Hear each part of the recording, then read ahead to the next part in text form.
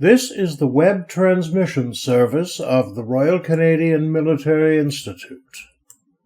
On November the 19th, Military History Night presented the second installment of Brook Bangsboll's two-part book and lecture on the post-war adventures of his father Leif. Over to you, James and Brook. Good evening, ladies and gentlemen, and welcome to the last Military History Night of 2025. Before I welcome tonight's speaker, I wanted to take a moment to acknowledge the recent passing of historian Tim Cook. Tim was not only one of Canada's greatest military historians, but someone who was deeply connected to the RCMI. I had the great pleasure of hosting Tim for a Military History Night last year, where he gave a presentation on his book, The Good Allies: How Canada and the United States Fought Together to Defeat Fascism During the Second World War, a timely reminder of the strong ties that bind Canada and the United States. It was such a privilege to not only hear him speak firsthand, but have the opportunity to spend most of the evening in his presence. As we remember Tim and the care he took in honouring the stories of those who served, it feels especially meaningful to welcome a speaker who has done the same in his own family, writing about the remarkable life and incredible military career of his father. In May, we heard the first part of Leif Bangsboll's extraordinary story as a sailor, aviator, soldier, and secret agent during the Second World War. Tonight, we get to continue his adventure as his story moves into the Cold War. Our speaker this evening joined the US Army after finishing high school here in Toronto. Upon completion of the United States Military Academy Preparatory College, he returned to Canada and ultimately pursued a military career with the Canadian Armed Forces. He has a bachelor's degree from York University in Economics and Political Science, a master's degree from the Royal Military College of Canada in War Studies, and is a graduate of the United States Air Force's Command and Staff College.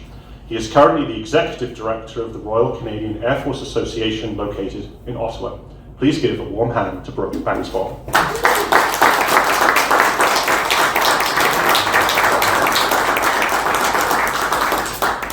Thank you very much, James. It was a very kind introduction. And excuse me, I'm fighting a bit of a cold, or it's remnants of a cold. Excuse me if I lose my voice a bit. But thank you also for mentioning Mr. Tim Cook. He was a tremendous Canadian. And I would dedicate tonight's presentation to him. I'd also like to acknowledge the RCMI for its great work in maintaining the history of Canada and allowing us to do these really interesting nights. I'm hoping it's going to be interesting for you. It has been interesting for me. So I just want to tell you that as this is the second of my two presentations. The first one was back in May, and since then the second book has come out. I just wanted to give you a little bit of history about where this book came from, or these books came from, so you have an idea. The last thing I want to do is tell you all the stories of the book, because I'd love you to read it. And the one caveat I always tell, I guarantee they're exciting stories, they're really neat. Whether I wrote them well is a totally different story, but the stories are pretty cool. And you're fortunate tonight you have my older brother Chris here, so if I do stray off and I start to say untruths, he'll correct me because he knows them better than I. In fact, one of the caveats I was telling James just earlier was that I was the youngest of 5 kids in the family, and Chris is the second oldest. When the initial book that this was to represent was called Onward to Valhalla, and that was named after, to try to represent the Viking heritage of my father and family. But when the publishers started looking at it, they said it was way too long, and they wanted they wanted to split it up. But the idea that this book was going to be taken apart and turned into 2 books was a difficult thing to digest, because my heart and soul has gone into it, but I had to realize that those things happen. But the point I was making is that when I did the first rendition of Onward to Valhalla, I sent a copy to both my brothers and I said, what do you think? Within a couple of days I got a phone call from my brother Mark down in Georgia, and he says, hey, you didn't mention the KGB incident. I said, what? He goes, that time when Dad killed a KGB agent. I said, I have no idea what you're talking about. As the youngest of the family, I think my dad was protecting us, and he only shared it with my 2 older brothers. So I immediately had to go back and start investigating and interviewing them to say, okay, tell us about this story about this KGB incident. So the neat thing is that's the first story in the second book, so you'll enjoy that. So tonight's presentation, I'm going to try to just do a little review of the first book, just for those who haven't read it, because you need to know that to understand the second book. And then I'll give you a couple of readings from the second book, just to give you a little tease. And just again, I appreciate you coming. This is a nice intimate evening. Just 30 or 40 of us. I love this. My last presentation was down in Washington, D.C., and it was quite a bit bigger. It was part of the Colonel William Donovan award dinner, and there was 750 of my closest friends. And it was pretty overwhelming, but it was an amazing event because the Americans love their history, and the OSS, which is so intricate to this story, is very, very dear to their hearts, especially those that are in the CIA now and things like that. So before I get into the presentation, and I'll give you a couple of acronyms that you're going to hear a few times, and I don't want to just rifle over them because you'll lose it. So OSS, Office of Strategic Services, that's the American version, which is now the CIA. But in World War II, that was this new entity that was designed by General William Donovan, well, Bill Donovan as they refer to him, to create a group of saboteurs, spies, interesting soldiers is the best way to describe them. So that's the OSS. The sister organization to that is the British version, which is the SOE, Strategic Office Executive. So those two, and that was run by a Canadian, Sir William Stevenson. So those are the two entities that are very important in this story. So when I refer to OSS, SOE, they're almost interchangeable because they work so closely together. So there you got the basic rules of the game. So let's use this slide deck and we'll see what we have to say. So that's a very true statement. I can't believe that I'm quoting myself on the very first slide, but it's true. And this is where my brother can certainly contest to it. As a kid, you're hearing some of these stories, and as you grow up, you get a little skeptical that, really, was that true? Well, I'm going to give you a couple examples of when we found out that they were true, and it kind of blows you away. But the idea is that we as my brother and our family members, got to hear these stories is kind of unique, because I'm sure if I look around the room and all of you have family members from the past who fought in wars, probably the First and Second World War, and I bet I wouldn't be wrong if I said most of those veterans didn't talk about what they did. It was too traumatic, it was just too difficult. And my father was unique in that way because I think, and I boil it down to this, Scandinavian, Danish heritage, we were used to passing history verbally. We would have dinner on a Sunday night, and inevitably my dad would pick a story about the family and he would tell it to us again and again and again. And I'm sure Chris and I spent many times rolling our eyes going, oh, here we go. But there was these times when there would be an occasion where we'd have a family party or a neighbor party, and the one thing I remember hearing so many times, people would go, oh, Leif, tell us one of those stories. So many times I would hear somebody say, oh, somebody's got to write a book about this guy.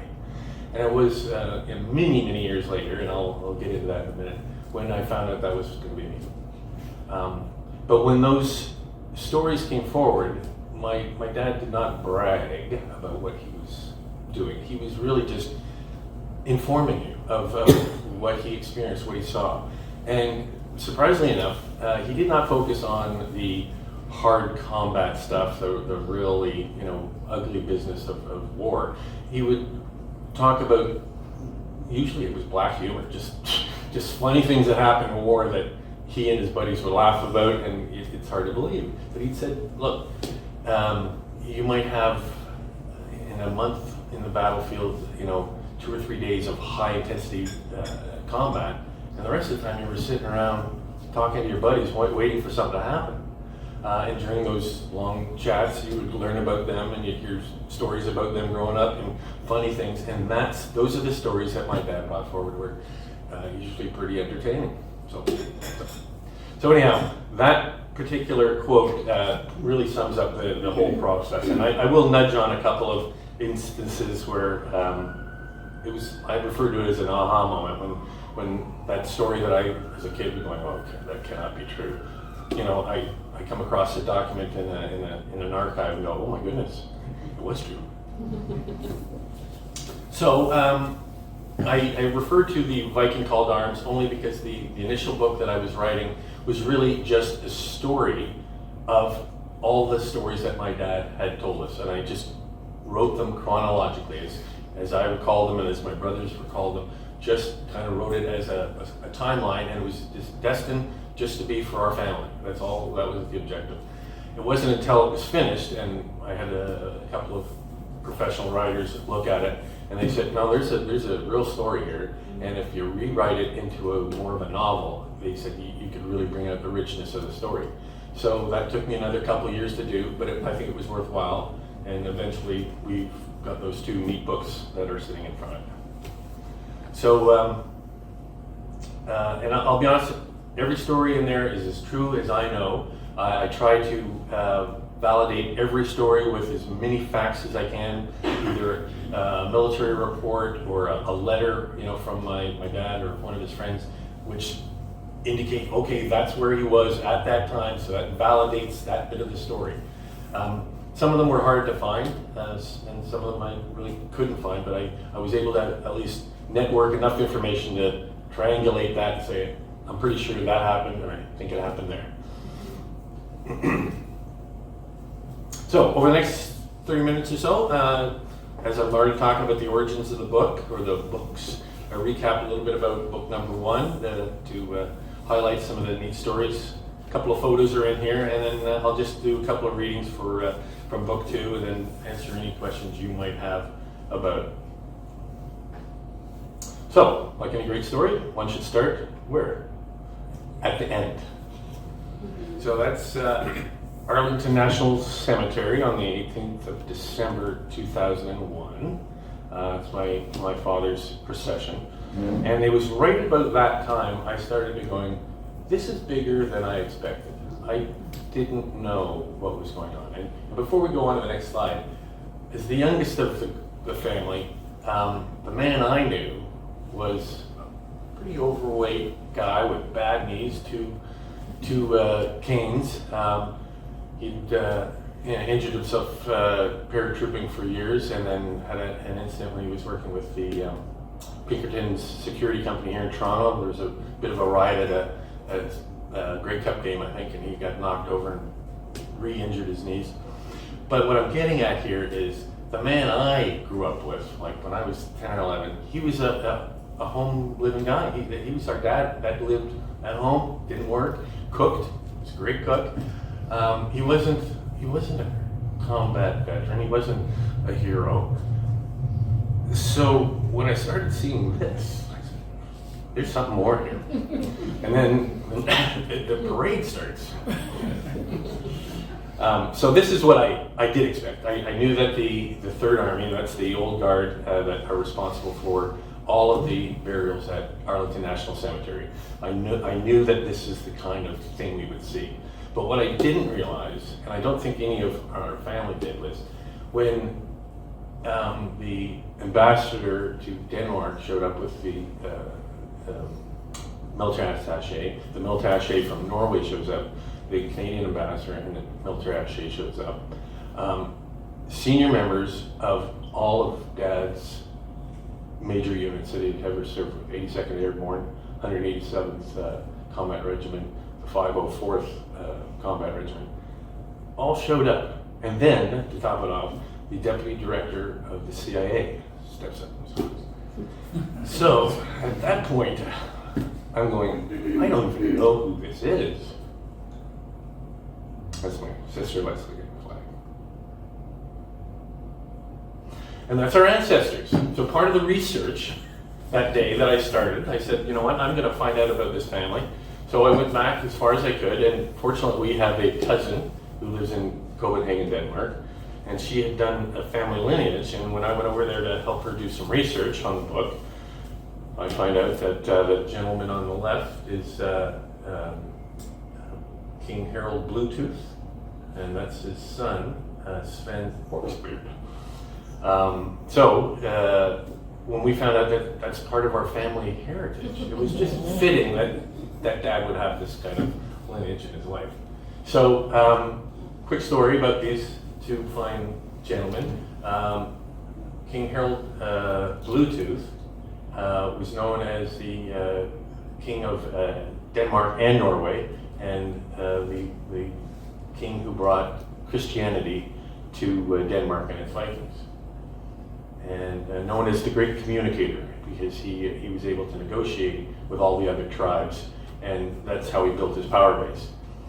Contrary to that is his son Sven, who usurped Bluetooth's power in the late 900s in a battle, and basically he didn't personally kill his father, but because of the battle, his father was killed, and Sven Forksbeard became the new king of Denmark and Norway, and soon after that he decided to invade England, and he is the first Viking king of England.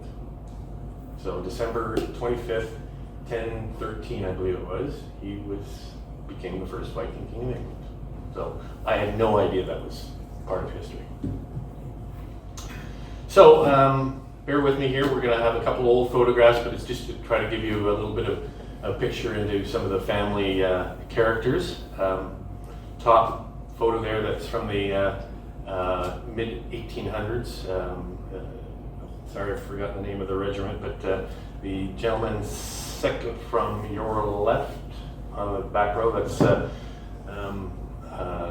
Christian Julius Sorensen. So our last name is Sorensen. So you're going to wonder, how did you go from Sorensen to Bangsboll? That's a very, very good question. And it all came because the gentleman on the far left, his name is Franz Sorensen. He would be our great-great-great-grandfather. So he was my dad's great-grandfather. He was a merchant captain, I believe 2, maybe 3 merchant ships that sailed out of Copenhagen. And in the mid to late 1800s, he had a mutiny on board his ship, somewhere coming back from North Africa. And he quelled the mutiny by shooting 3 of the sailors on board, killing 1. And as part of maritime law, on his way back, he was just coming up through the channel. He pulled into Portsmouth because he had to report this to the authorities, and he ended up having a trial there in Portsmouth, and he was cleared. But he got because of that incident, he got the nickname Revolver Sorensen. So this was a story that we were told for years as kids. We were really, that is so cool. But, that was one of the stories I loved telling my friends, that my great grandfather was called Revolver Sorensen. But it wasn't until years later when I become a little skeptical that really did that happen. Well, back to my cousin Dunn in Denmark when we were doing research. She goes, "Oh, come on over here," and she was on one of those video, what do you call it? What's the phrase when you're? It's not electronic. It was a microfiche. Microfiche. So she's scrolling around. She goes, "There it is." There was an article in the London Times, just a little tiny one, saying Captain Revolver Sorensen cleared of all wrongdoing in the incident on board a ship. And at that point, I said, "Okay, I got to write the book. It's history. This stuff is not being made up."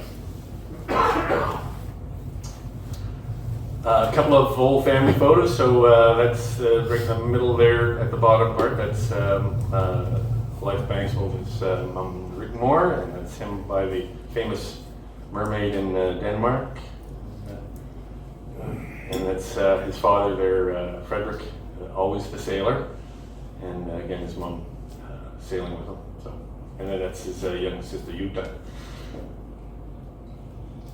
And these are just a couple of ships that my dad sailed on, and I'll tell you, he was 13 years old when he crewed for 10 months on that cruiser on the top right, and for 2 months on the submarine Have Maiden down below.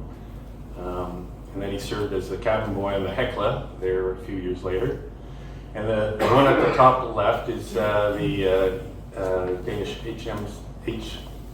HDMC Danbrook, which that's a photo of the ship when he was there in Thule, Greenland, when he was 17. So I only show you that because I'm going to lead you into a story later to tell you how he got there at that young of age. So there he is as a 12, 13-year-old, and he is a naval apprentice, a sailor apprentice.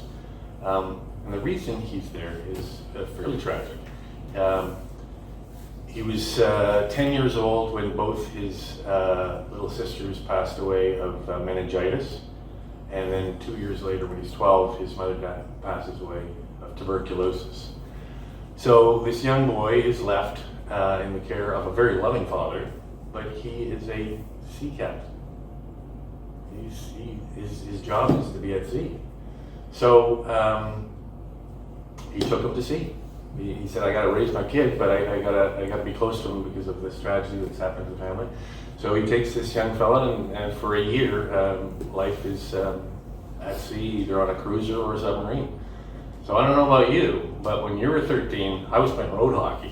And that was about the most dangerous thing I was doing.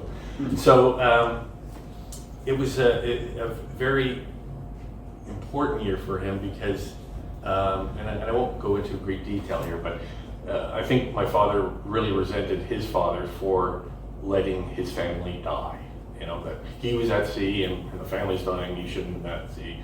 So yeah, I think he really resented them, but that year together where they bonded very closely, and my grandfather educated him in all the classic books, which made him love that kind of thing, which why I think I love those kind of books. But it was so very important that they had that year together, because I think otherwise they would have drifted apart, and I think their lives would have changed entirely. So having spent this formative year at sea at the age of 12, he comes back to Copenhagen. Dad enrolls him into a proper boys' school, and he accelerates into great education. He thrives. He wants to become an engineer, a naval engineer, and it does, in fact, change the direction of his life. So Leif becomes a maritime engineer. He decided not to do the military because, for whatever reasons, he thought he wanted to be at sea, but in case of whatever else, he decided he wanted to go this way. So these are a couple of neat bit of artifacts. You can see the one on the right there is stamped where he'd come into Toronto, and that was right when he was preparing to, I think, well, I don't want to spoil it, but join the Norwegian Air Force and get into the war, but that's another story we'll get to in a minute. All right. So that's a photograph, or a couple photographs of Dunkirk. How did this young man get involved with that? So, and again, I don't think he planned a lot of this stuff, it just happened to him. So he was at sea as a merchant sailor when the Germans invaded Norway and Denmark and took over his country. His ship was out of Oslo, Norway, so they could not return to either Denmark or Norway. So for about 8 months, their ship was virtually without a country. They didn't know what to do. They weren't getting paid anymore, but they ended up going to Portsmouth, England, and the ship was handed over to the British Navy as a part of the British Maritime Naval Service for the war. And come May 1940, Dunkirk is happening. The British Expeditionary Force is being crippled and pushed to the sea. And my dad is totally unaware of it. They've been out on their merchant ship, not aware of this kind of stuff. You don't have the media that you have nowadays where you can track what's going on. So they pull in, and he and his buddies from the ship are going up for probably a pint of beer and a dinner at Portsmouth, and they notice that there's a lot of these small yachts and tugboats and things are all preparing and getting loaded up and heading out to sea. Wondering what that is. They come back, and there was still one of those boats still at harbor, and they were clearly trying to get the engine to work, and they had lights on it, and they had the guys working down below that they're trying to get out and join the convoy heading over to Dunkirk. But my dad's not aware of that, but he does go over. He says, "Look, I'm an engineer. Can I help you?" And there was probably a few words between the engineer of the ship and allowing another engineer on board to fix it, but they hadn't been able to do it.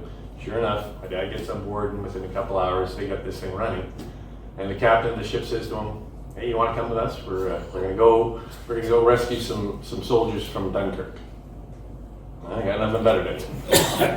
So he ends up having one mission over to Dunkirk, and it's pretty hair raising, and I won't tell you about it. But he comes back, and he realizes he wants to get into this war. He knows that his father is in Denmark, in occupied Denmark under the Nazis. This might be his opportunity, but he wasn't sure how to do it. So he ends up going to London, takes a train up to London, and he goes to the Danish embassy, and they have nothing. Denmark is now neutral, they're occupied, they're not going to get involved with trying to get soldiers into the fight, but Norway's interested in them. So they say, we got a job for you, we'll put you in a plane, and we'll teach you how to fly. So at the time, for those of you who are not historians,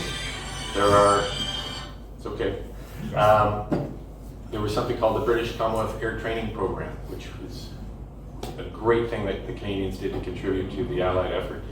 150 airfields were built across Canada, and we trained over 150,000 airmen and women in this country to go into the fight. So when Dad signs up to the Norwegian Air Force, he's thinking he's going to jump in a plane here in England, they're going to teach him how to fly there. No, they put him on a boat, send him to Canada, and he's going, what? So he ends up landing in Halifax and going out to Moose Jaw, Saskatchewan, where all the basic training starts, and got his basic pilot's wings there, and then is brought to Toronto. And you know where the Norwegians flew in Toronto? Anybody know? Little Norway. Little Norway, at the Toronto Island Airport, and up in Gravenhurst as well. Yeah. So I think we do have one picture of mine. Yeah, there he is. So he's now in Toronto, learning to be a pilot, and he has some fun here. There's some very interesting stories. One of them was he met a girl downtown, and she lived near, and the only reason I know this is when we drove by the house my dad used to put my girlfriend. And the reason I remember it is because it's right by Upper Canada College.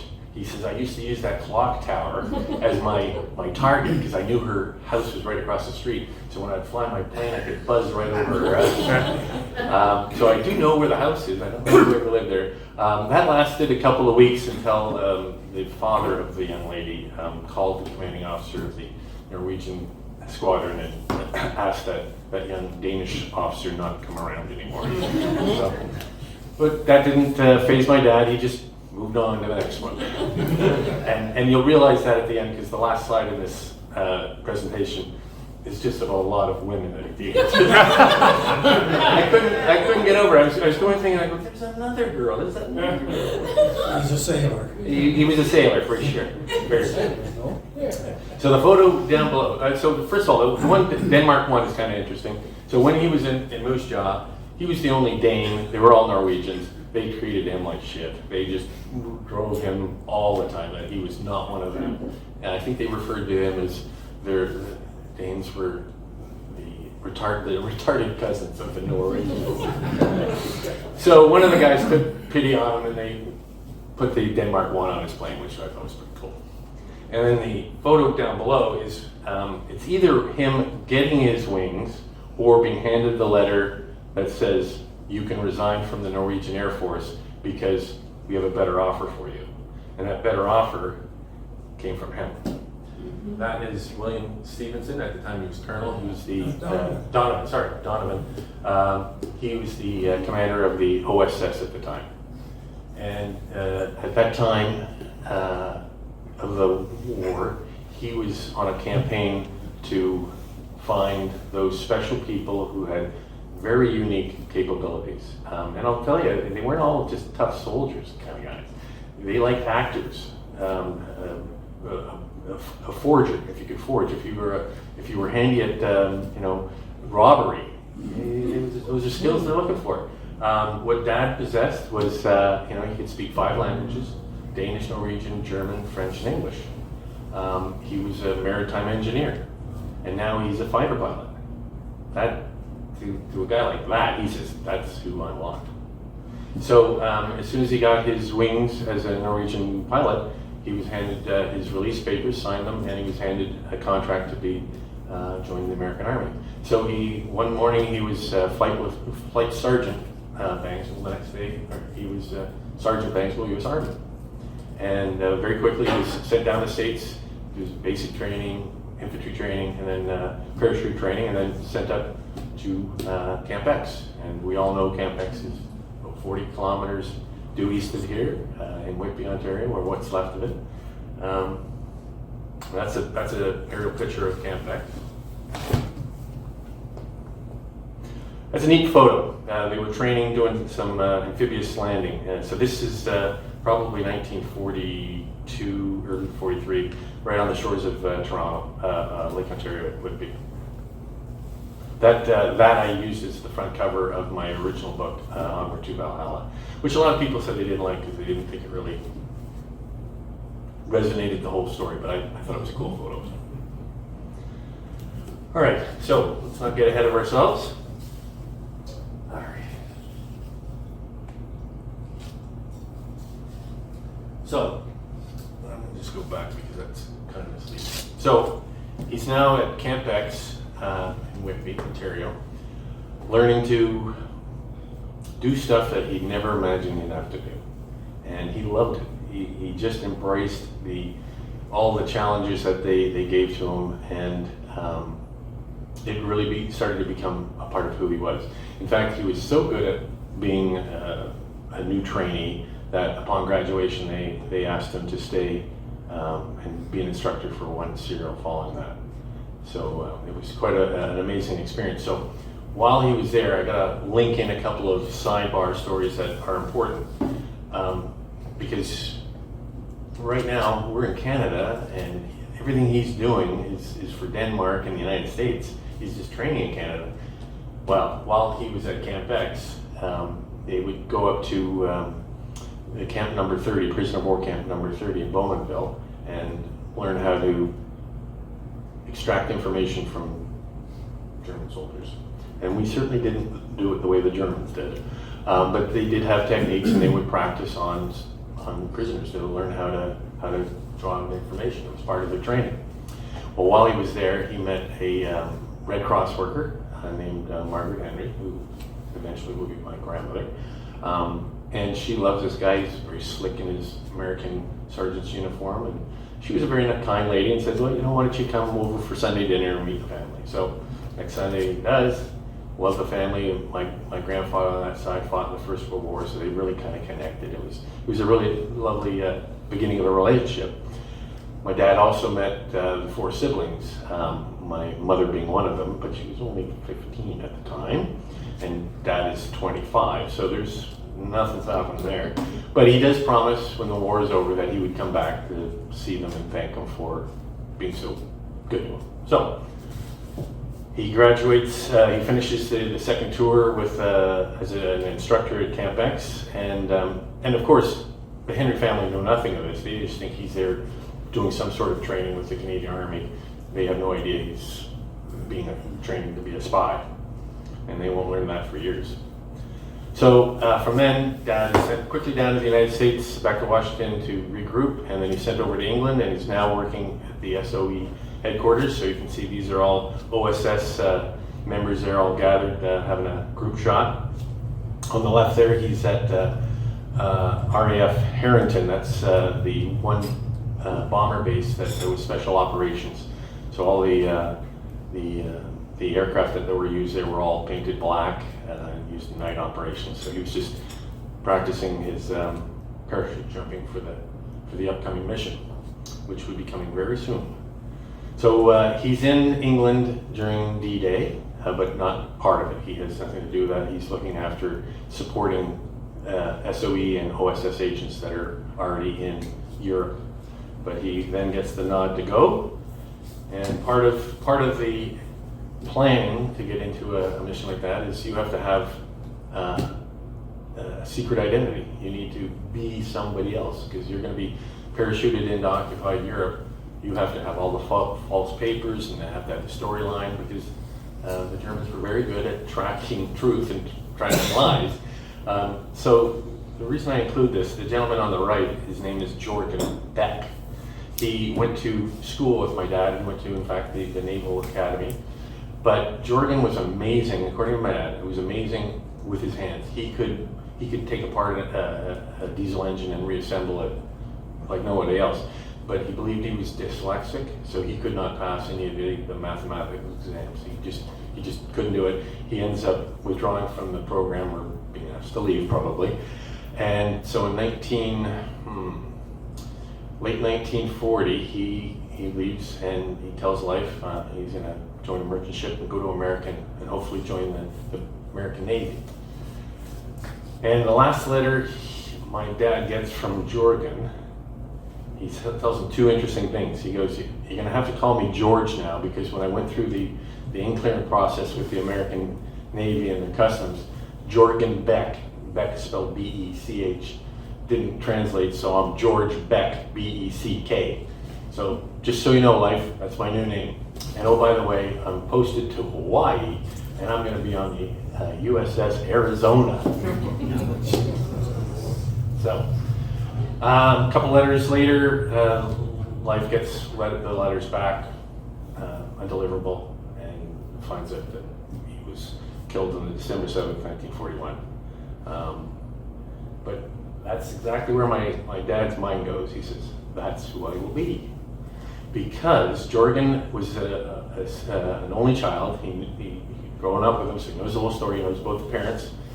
When Jorgen was pronounced dead, his parents sold their place in Copenhagen and moved to a small island out in the Baltic called Bornholm, out in the middle of nowhere. Dad says, perfect. I'll become Jorgen Beck. Nobody will be the wiser. I know everything about him. I can fool the Germans. So all his papers that the OSS and the SOE create for him are Jorgen Beck, maritime engineer from Copenhagen. It's all good.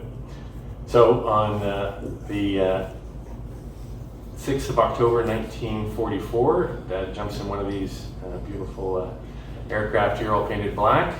They take out the ball turret of the Liberator. It's a Liberator aircraft, and they put a doorway so you can parachute out of it instead of the gunner.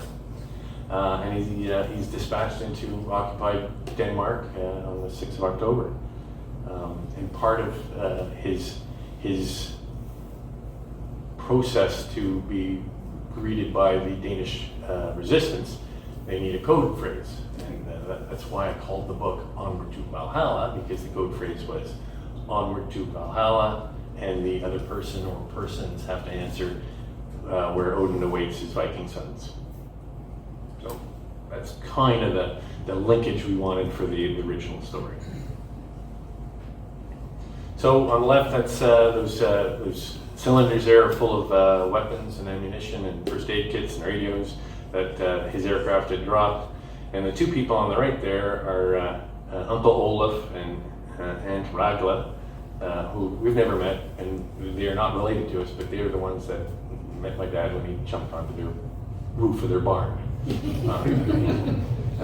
Uncle Olaf came out with a shotgun and said, "Why are you on my barn?"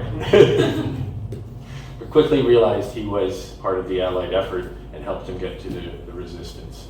And they exchanged the Onward to Valhalla, where Odin awaits his Viking sons. Everybody's happy they arrived safely, and he's then brought in to begin his mission, setting up the resistance in Copenhagen. And then into a place called Jutland.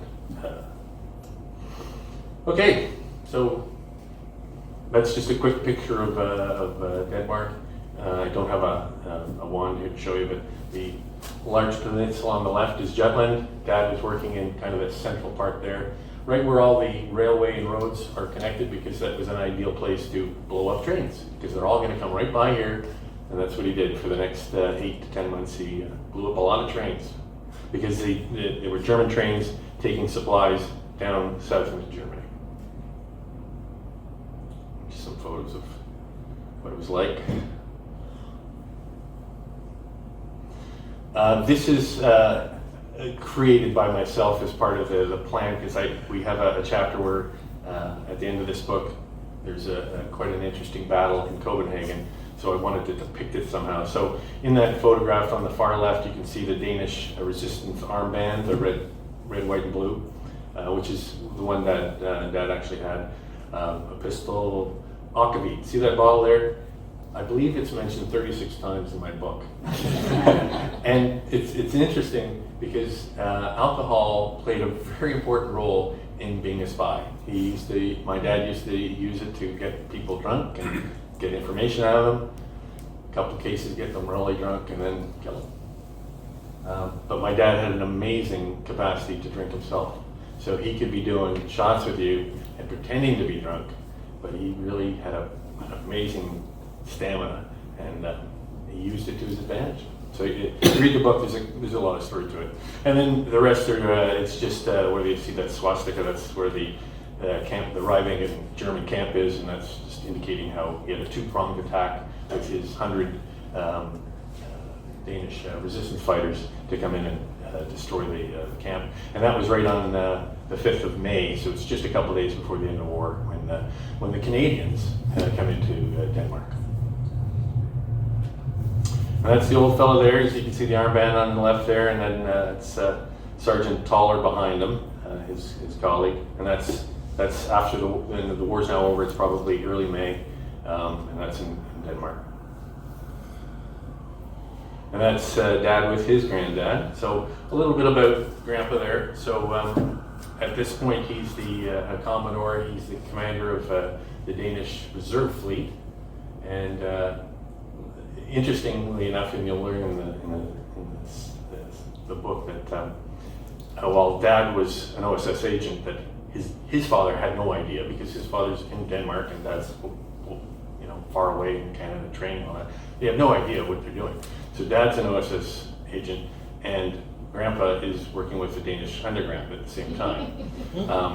So there's a couple of interesting cross migrations of activities. But one of the things that Grandpa was most proud of was that he organized the safe dispatch rescue of 13,000 Danish Jews out of Denmark to Sweden, sneaking them on board his small craft. So the Germans wouldn't let the Danish Navy move, but the reserve fleet, which was all small ships, they could continue to move through the harbors and through the water. So the king said, "That's your job, get them out." So that's what he did. So that would be probably the 11th or 12th of May, 1945. So that's a picture of the celebration party in, I think it's June 45, all the OSS and some SOE agents there in Denmark. Dad's kind of second row center, just off to the left with a big grin on his face. Not so much of a grin there, he's probably saying, "Where's the wine?" Or where's the vodka to be? And for his efforts in taking that German Rivingen garrison, he receives the second highest American Medal for Bravery, the Meritorious Service Cross. And that's my mom. The reason I threw that in there is because he had a reason to go back after the war, and that was it. So the war is now over. Well, at least the war in Europe is now over. Dad is brought back to England. He's working there, writing up his reports, and then he's told to come back to the United States to prepare to go to the Pacific to finish the war against the Japanese. So he comes back to Washington. He asks for some leave. He takes 6 weeks leave. He's got a pocket full of cash because he's been in combat for a year. So he buys this nice yellow convertible and drives up to see my mom, who is now 19 years old. They kind of kindle a relationship. And then while he's there, the atomic bomb is dropped and the war is over. So all is good. So everybody's happy. He's happy. He's lived. He's with the woman he loves. Less than a week later, he gets a telegram sent to the Henry's house from Washington saying, Lieutenant Bangsboll return immediately for operations. And he's sent into occupied Berlin to spy on the Russians. That's less than 6 weeks after the end of the war. That's just nuts. So that's all. That's a summary of the first book, and I'm not going to give you any details on the second book. I'll give you a couple of readings, but I just wanted a couple of those eureka moments. I think I already talked on that first one. While at the funeral service in Arlington, it became to me like a freight train that I had something in front of me, or we all did, but we were going to have to write something about this story. Told you about the Revolver Sorensen story. That was kind of fun. I didn't tell you how we got to Bangsboll. Why don't I quickly tell you about how we went from Sorensen to Bangsboll? So if we jump back to late 1800s, my grandfather's now born. He is Frederick Sorensen Bangsboll. But very quickly, he decides as a young man that he doesn't like the hyphenated name, and he decides to go with the second part of the name. Where did that come from? Our great-grandfather went to his mother's maiden name, Bunks, and his father's mother's maiden name, Boll. Put them together, Bunks, Boll. Simple as that. That's all it was. So that stuck, and Sorensen dropped off. I told you about Fort Beard, and I'm not going to tell you about the KGB incident because I've already given you enough about it. It's in the second book, but it's pretty crazy. It's a really crazy story. So, if you'll bear with me, I'll give you a couple of short readings from the second book, just to give you a little taste of where it's going. So, if you can. So, World War II is over, the Cold War has begun, and literally, that's got to be one of the first Cold War warriors, because it's September 1945. The war's only been over a month, and he's already assigned to go spy on our allies, because the Russians are still our allies, but he's being sent in there to find out what they're doing, because men like Donovan and Stevenson, they knew that the Russians were in it because they needed to be an ally to defeat Russia and to defeat Germany. They had no intent of being our friends much longer. So at least we did realize that, and that's when they sent old Leif Bangsboll into harm's way again. So from chapter 1, it's called The End and the Beginning. It's marking the end of World War II and the first foray into the new Cold War. It's several days after the Battle of Rievagen has occurred. That was the one that Dad led. He has met his father the first time in 5 years in Copenhagen now. They're just reunited and getting caught up on what happened over the last 5 years in the war.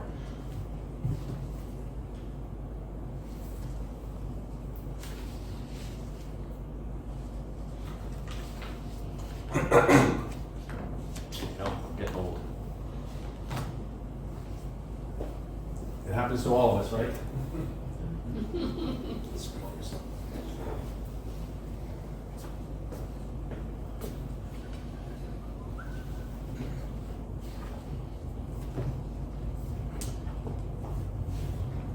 At the end of the day, Leif and Frederick were driven home by Frederick's driver, passing through the village of Ortenborg, the district of Copenhagen, driving near the Rievagen garrison, which was once more manned by Danish soldiers, where less than a week earlier, Leif had successfully led the resistance force in a life and death struggle with the German occupiers. Now Denmark was liberated, and Leif and his father were once again free to move about their beloved Copenhagen as they wished. Later that day, back in the comfort of their home, Leif and Frederick continued to fill in their separate experiences of the last 5 years, recounting the challenges of the war and some of the remarkable feats achieved. Frederick was so proud to hear that his son's leadership role in the capture of the Rybingen garrison from the Germans. In turn, Leif was elated to hear that his father, when he recounted the performance at the Copenhagen railway station, when he received the OSS weapons that Leif had sent him care of a German supply train. I got to tell you that part of the story. So while Dad was working in Jutland, he was pretending to be a maritime insurance broker, and he ended up being interrogated by a German commander there, and they eventually kind of become friends. The German officer realizes, Dad can speak amazing German, and Dad lies and said, well, his family was from Germany originally, and the German loved that. And Dad just started drawing information out of this guy, and eventually, at one point, Dad appeared to be giving some very good advice to this German officer. It was about a trader. It was actually about a Danish trader, and Dad and his colleagues ended up eliminating this trader. But the way he spun it, the German officer took credit for it, and he loved Dad for it. So when Dad indicated that he was having difficulties getting some of his supplies moved around Denmark because of all the bureaucracy, he goes, tell me what you need. He says, well, I have this shipment that has to get to Copenhagen. The shipment is guns, weapons, radios that the OSS have sent to Dad by parachute, and Dad needs to get them into Copenhagen for the end of the war. And the German officer says, he doesn't know where Dad says they're parts for a ship. He says, oh, I'll get them there for you. And ends up having the German officer sign off a waiver and giving him a letter saying, please authorize the movement of these high priority items into Copenhagen. And the guy who ends up receiving them is my grandfather. He dresses up like he's a shoreman, a worker. He drives up in the truck, and he receives those weapons right under the Germans' nose. Just nuts. That's nuts. All right. All right, so it says, in turn, Leif was elated to hear his father's recount of the performance at the Copenhagen railway yard when he received the OSS weapons that Leif had sent on the German supply train. Then, after a lull in their conversation, Frederick commenced a more serious topic, indicating that he had heard that an American OSS agent had been responsible for a recent capture and elimination of a traitor aiding the Nazis from within the Danish Ministry of Foreign Affairs. Leif's demeanor then changed, noticeably. He had not spoken of this event since he debriefed his partner, OSS partner, Sergeant Born-Thaler, the day after the mission execution. That was 8 weeks earlier. Leif responded, yes, that was my dirty work, Father. Not very pleasant business. Leif chose not to mention that the traitor he had been ordered to eliminate was a former schoolmate. Leif felt that some of the war's details should be left behind, buried, and forgotten forever. So, as it turned out, this individual that my dad was ordered to kill was a guy I went to grade school with. And that's one of the stories where he got him really drunk and dispatched him in a very civil way, but had to be done. All right. The second one I chose.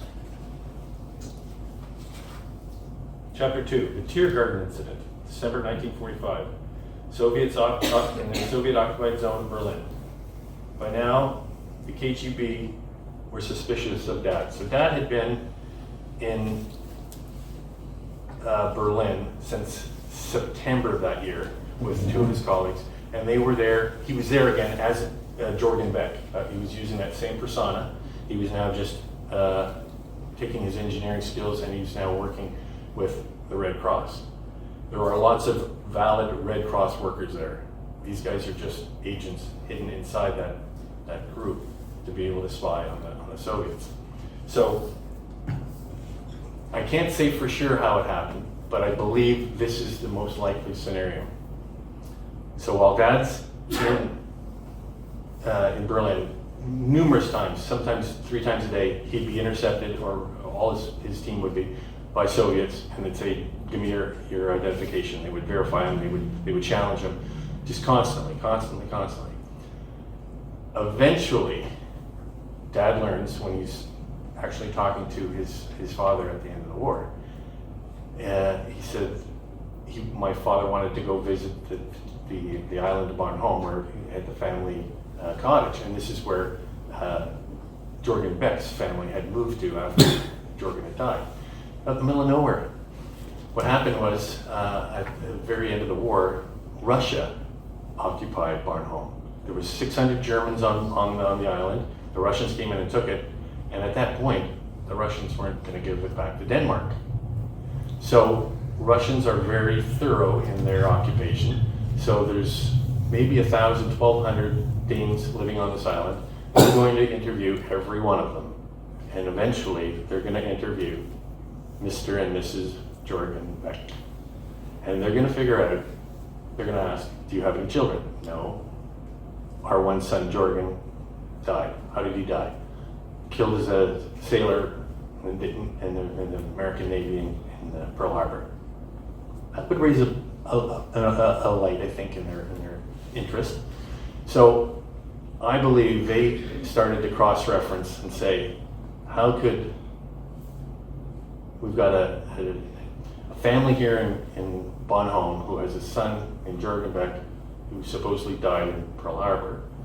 And somewhere somebody cross-referenced that they've got a Jorgen Beck with the same parents working as a Red Cross agent, or a Red Cross worker in Berlin. I don't know how they do it. They didn't have computers, but I think somebody was able to cross-reference, because in late October of that year, Dad said they were on them all the time. They felt like they were being watched. And eventually, in December 45, Dad was sure that they were about to be eliminated, and he countered it with a bit of an ambush of the KGB team. And unfortunately, and I say unfortunately because Dad felt horrible that he ended up killing this agent, but it was him or his team. So, long story short, you never know where things are going to turn, but that's kind of the pretzel logic of that situation. So immediately, Dad and his 2 partners have to get out of occupied Germany, and once again, a bottle of aquavit comes in very handy, because in the exchange with the KGB, one of my dad's guys was shot in the leg, and so they had his arms around each other and got him covered in alcohol and drunk. So when they got to the checkpoint, he was acting drunk and not wounded, and he was able to convince the Russians that they were just drunken Danes trying to get back to their Americans. So, interesting story. Can't make it up. All right. So the next one is an interesting, and it's going to be quite different.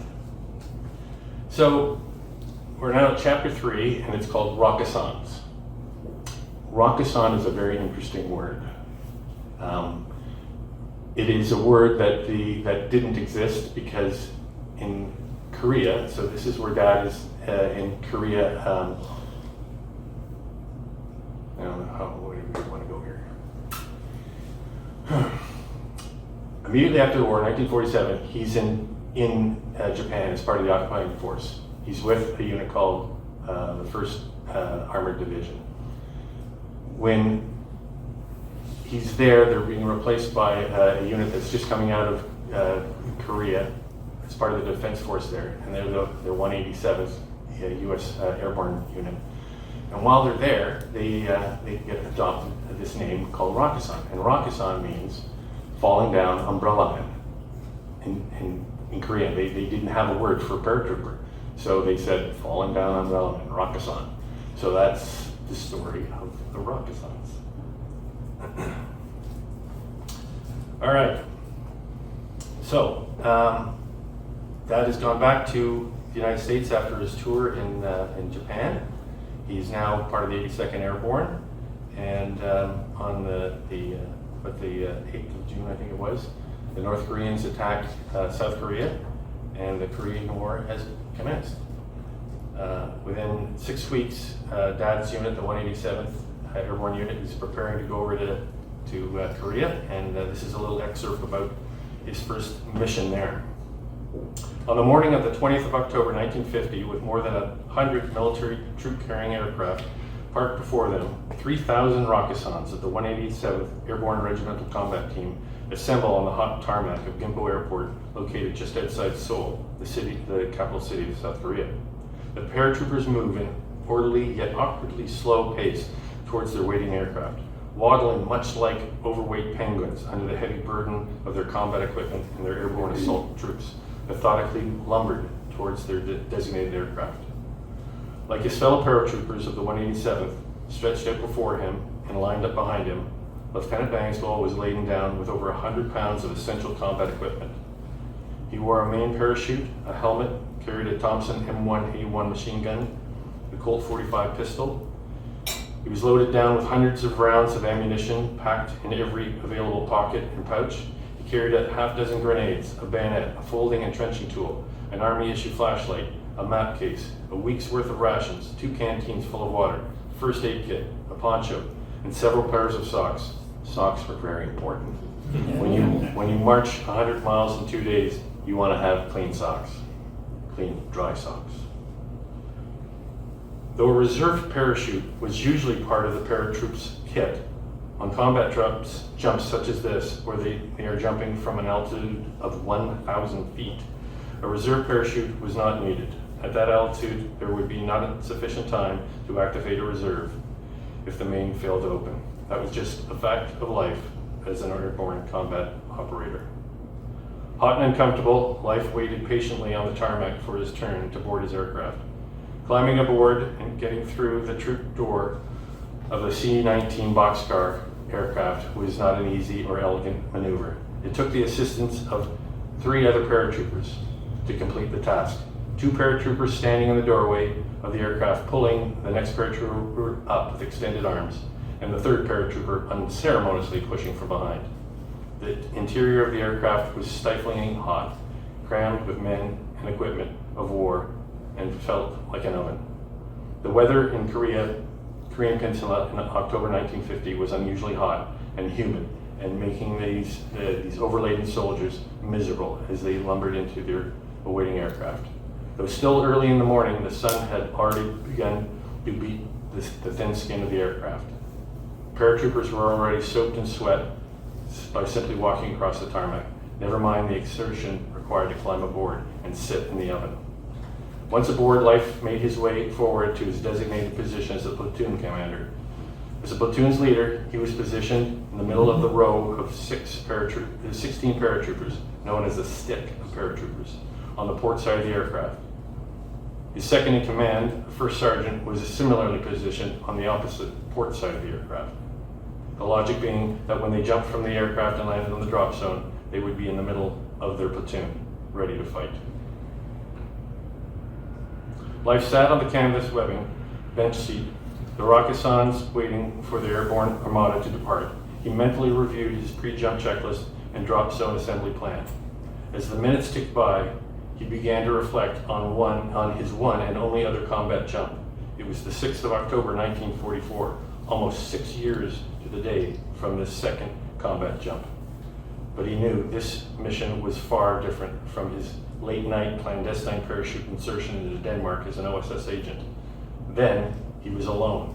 He was armed with only a pistol and dressed in civilian clothing, and a lot of false identification to allow him to immediately integrate into the local society. Today, he was with 3,000 fellow American paratroopers, heavily armed and ready for immediate combat engagement with the enemy.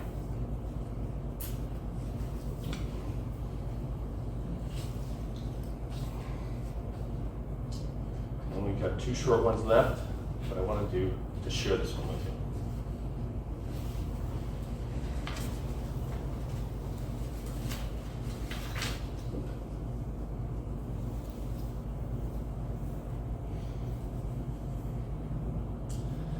So this is chapter 6, the Danish Duke. During his lifetime, Dad had a lot of different monikers. He was a sailor, he was an ensign, He was Jorgen Beck. He was also, for a while, Agent Alexander Hudson. He's now a lieutenant. And it's oftentimes in the military, if you are an interesting fellow, you'll get a nickname. Well, the Danish Duke became his nickname, and it went through the rest of his life.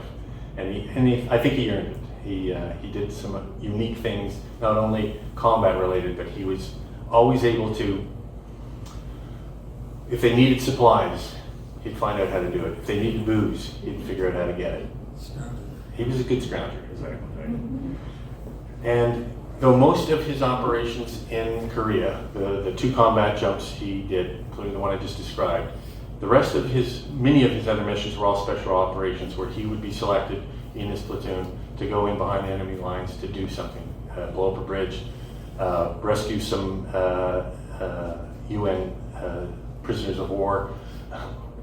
One was to go find, and he did, leftover gold bullion left by the 8th Army. It was when they were overrun by the North Koreans.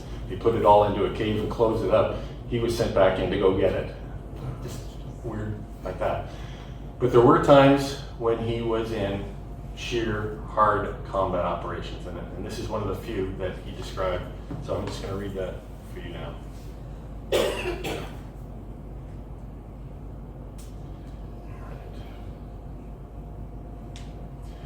With the tracer bullets ripping through the air just inches over his head, as well as impacting the ground just feet in front of him, Lieutenant Bangsboll involuntarily flinched at each impact. Despite the onslaught, he continued to monitor and direct his platoon's response to the enemy's early morning assault on the 187th position. In the pitch of darkness, bookend with a staccato of rifle fire and machine gun fire and hand grenades going off, with also the incessant bugle calls of the enemy and their defiant yet unintelligible war cries as their leaders tried to maneuver their assault forces up the hill amongst the chaos of the battle. 10 minutes into the assault, Leif witnesses his M2 heavy machine gun position to his right. The machine gunner is hit in the shoulder and goes down. Knowing this vitally important position of the heavy machine gun in the perimeter defense of his unit, Leif Bangsboll immediately ran towards and jumped into the gun pit. Assessing the wounded soldier briefly, he ripped open up and placed a compression bandage onto the open wound of the soldier's shoulder and smiled at him and said, "Just a scratch, son. You'll be fine, no problem. Keep pressure on that wound and I'll come back for you." Leif winked at the prone soldier, who clearly was in shock and just stared back with wide eyes at the platoon commander. Leif immediately rolled over into the gun pit, grabbed the weapon's grip, and pulled back the cocking handle of the Browning M2, known as the Ma Deuce machine gun. The Ma Deuce could fire 600 rounds per minute. Leif's self-preservation instincts were to fight, not flee. He aimed into the darkness in front of him in the position where the enemy was coming. He could see nothing, just darkness. With only a black void in his gun sight, but fear in his heart, he knew that the enemy was out there and they were getting closer. With adrenaline rushing through his veins, Leif squeezed the trigger. The Ma Deuce barked to Leif, loud and lethal. He did not aim, he just began to rack the weapon back and forth through the field of fire, sending hundreds of hot metal projectiles into the darkness before him. The enemy was close, and he knew he would be striking them in terrible ways. So, his experience in the Korean War was incredible, but some of his fondest moments of his military career was there. He had some of his closest friends killed, and it was as he referred to it, the devil's harvest. So, I'm only going to give you one final reading, and then I'll let you go. This one is chapter 5, Moments Before Midnight. So Dad is now facing, this is now 1964, so I'm jumping years, almost 2 decades forward. He's approaching the end of his career, and he had something to say.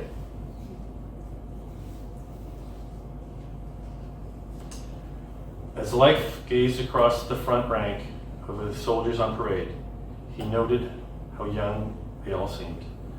Was I ever that young, Leif asked himself? I'm only 45 years old, but feel like an old man compared to these kids. Leif knew it was his time to bid farewell to the profession that he loved. He knew it would be all over very soon. The parade would take just a few minutes of time, and the service to his country would no longer be required. He would be demoted to the civilian rank of Mr. At best, Lieutenant Colonel retired. It was a stark reality he was facing. He was familiar with and understood the dynamics of facing an armed adversary, but was totally unfamiliar with the realities of life outside the military. Mr. or Lieutenant Colonel retired Bangsboll would have to face the prospects of being a former military member for the rest of his life, which to him seemed more daunting than anything he had encountered during his years of service. The thing that he knew best and was most comfortable with was gone.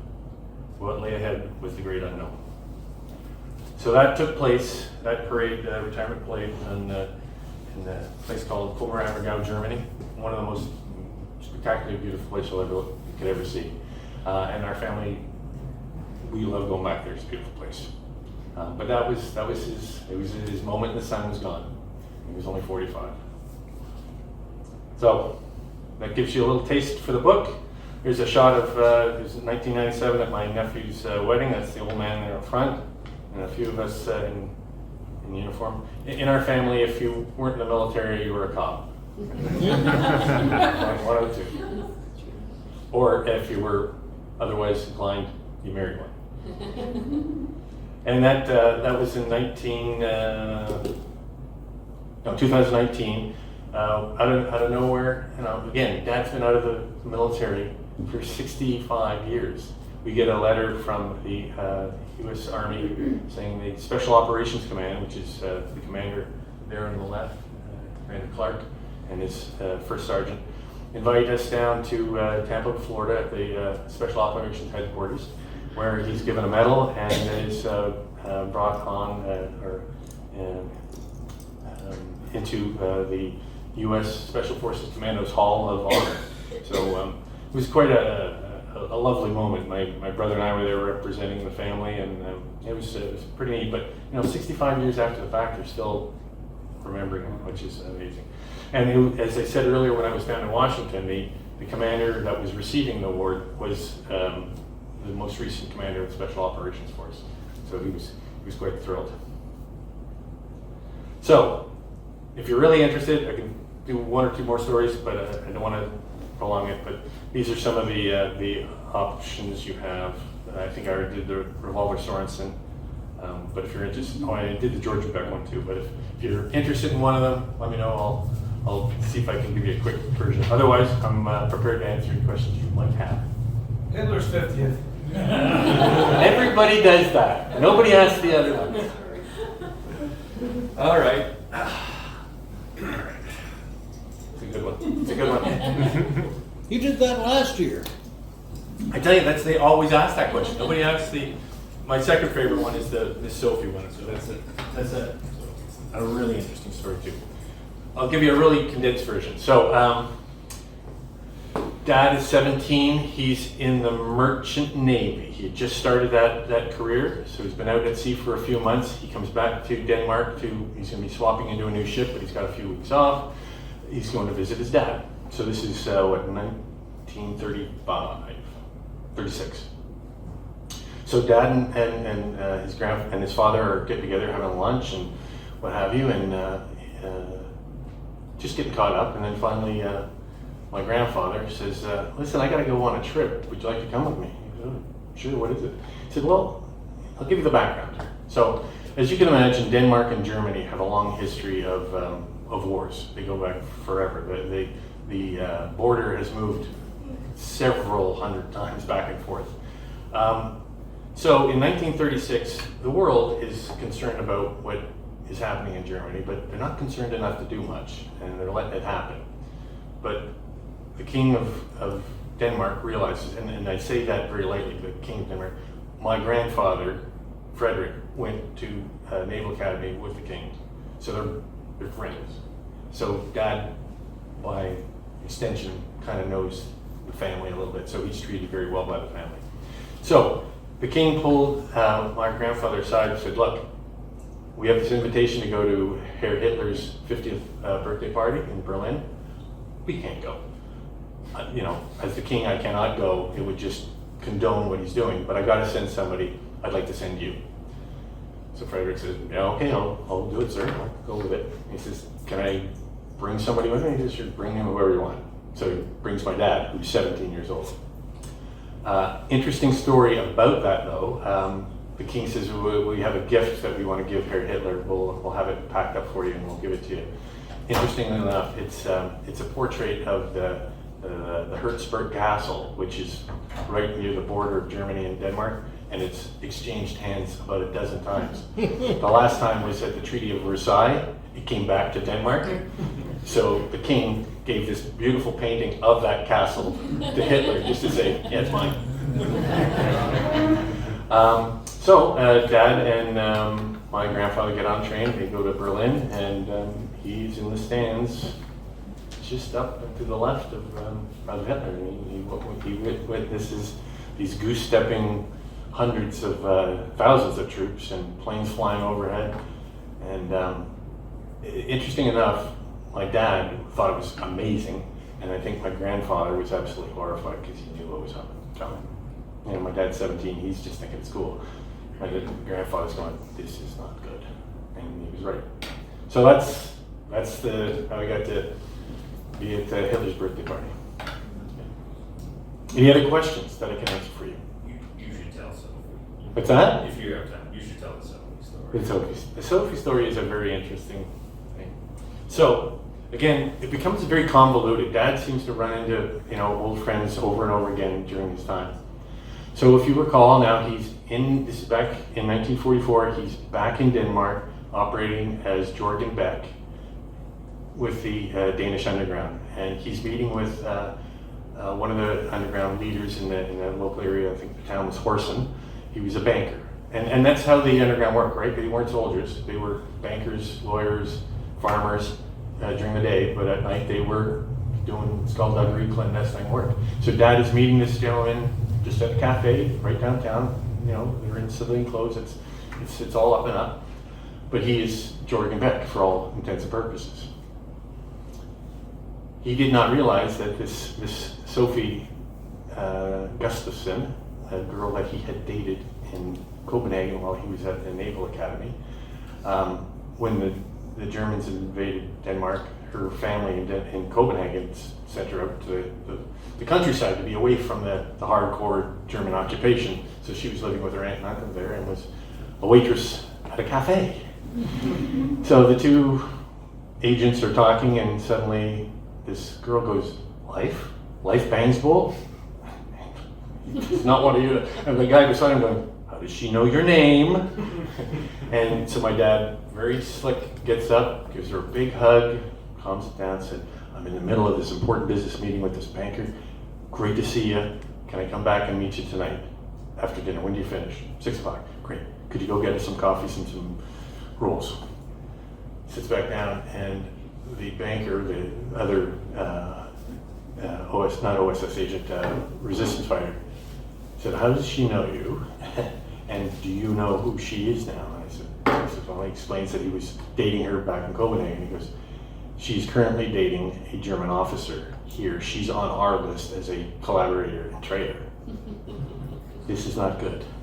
So the first reaction is, they got to kill her. And Dad's already eliminated one traitor that he knew, and eventually he will have to eliminate another one. But he's not convinced that you have to do it this way. And that's what I loved about him. He used to think outside the box. He says, maybe we have a different solution. So he makes arrangements with this resistance fighter. He said, can you get me 2 doctors that'll sign a waiver that declares her insane? He says, yeah, we can do that. He says, okay. I'm going to meet her at 6 o'clock, have the car ready, and come meet me. So Dad shows up at 6 o'clock to see her, and they're going to go out on their first date in 5 years. And they walk along the road, and this car pulls up, and it's this other the banker, and he says, "Oh, hi, I met you earlier. Can I give you a lift somewhere?" And Dad goes, "Oh, that'd be great. Sophie, shall we?" And she goes, "Sure, why not?" They get in the car, they drive her off into the woods to Uncle Olaf and Ragla's house because they know they can trust her, and they basically keep her there for a couple of days until they can enter her into a insane asylum and for the rest of the war. So she spent 6 months in an insane asylum, but at least they didn't have to kill her, and she gets to see her family at the end of the war. So yeah, it's pretty gutsy. Yes, sir. Could you explain? He's obviously a big wheel in the Americans at the certainly into Korea and whatever, and you come back to Canada and you sort of become established here, Mm-hmm. and then go back again. A little bit about maybe you and the family. Okay, Is that's that your actually- mother beating him over the head? No, as it turned out, by the time my dad started having kids, my grandfather passed away, and there was really nobody in his family left in Denmark that we were aware of. We've subsequently found out that we do have some cousins. But, so Dad didn't have anybody to go back to Denmark for. My mom had, family here in Oshawa and in Canada. So when he retired from the military, Canada was the draw to come here instead of anywhere else. So that was that. Yeah, simple as that. I haven't touched on anything of the Green Beret. There's some really neat stuff about that because he's at the ground level. He's one of the first commanders of a company as a Green Beret, and that's some pretty interesting stuff. But I think you've got enough there to hopefully wet your whistle and give you something to think about. And I do appreciate your attention and your interest in this. I know you're lots of historians out there, and military historians love other military historians, so it's all good. So on behalf of my family, I appreciate you being here to listen to my rambling on. So thank you very much.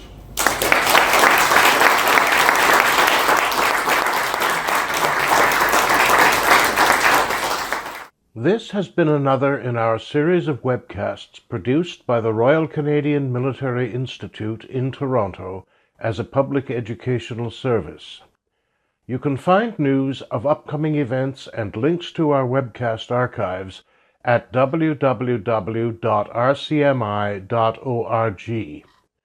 On behalf of the RCMI, this is Eric Morse saying goodbye for now, and thank you for joining us.